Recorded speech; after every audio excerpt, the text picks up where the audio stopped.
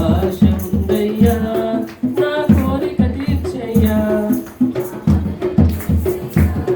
ప్రత్యుత్తరమివ్వయ్యా.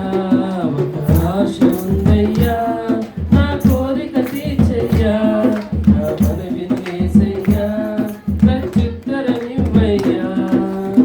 మేడగదిలో అగ్ని వంటి ఆత్మతో నింపి అపోస్తుల ఆశను తీర్చిన దేవా.